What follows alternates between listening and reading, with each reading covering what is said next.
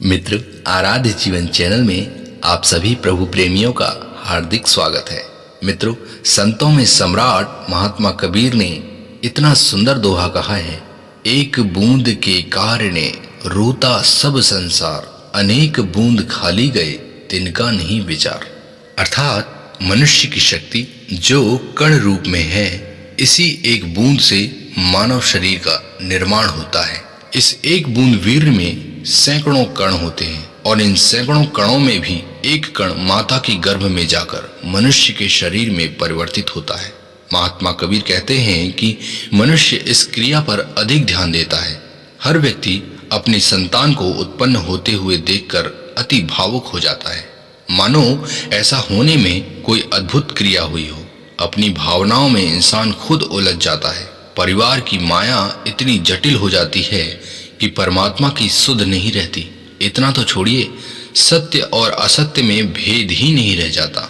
डर हो जाता है कि जिस भावना से उसने परिवार को बढ़ाया है, कहीं ये उसे छोड़ न दे। परंतु मित्रों, महात्मा कबीर कहते हैं कि संसार में सभी जीव अपने अपने कर्म बंधनों में बंधे हुए हैं। जो जैसा करता है वो वैसा ही भरता है। यदि तुम्हारे सगे संबंधी तुम्हें छोड़कर जाते हैं तो आपको दुख होता है, किंतु यदि अपनी संतान तुम्हें छोड़ दे तो तुम व्याकुल हो जाते हो। लगता है जीवन में अब कुछ नहीं रहा।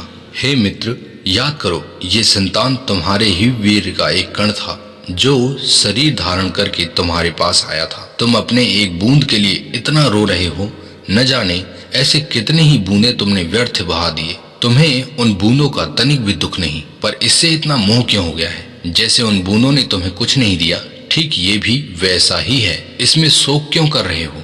संसार में भावना की धारा में सब बह रहे हैं, किंतु तुम तो ज्ञानी और विवेकी हो। अनजाने में ही तुम माया के मोह में फंस गए हो। प्रकृति का एक ही स्वभाव है, जो मिलता है समझिए बिछड़ने के लिए मिलता है। इसलिए किसी में अपनी आसक्ति न लगाओ, अन्यथा सुख से ज्यादा दुख में आंसू बहते हैं। अतः किसी के मिलने पर भावुक न हो जाओ, जो बिछड़ने पर रोने को मजबूर कर दे। मित्रों, सद्गुरुदेव कबीर पूरे संसार को माया में डूबा हुआ देखते हैं। माया में जग अंधा है, यही सबका धंधा है। मित्रों, माया में डूबे इंसान सत्य को नहीं समझ पाते। जैसे लोग अपने व्यापार में सब कुछ भूल जाते हैं, वैसे ही लोग माया में खो जाते हैं। लोग परलोक जैसी बातों को ऐसे भूल जाते हैं जैसे कोई कहानी या अनावश्यक विषय।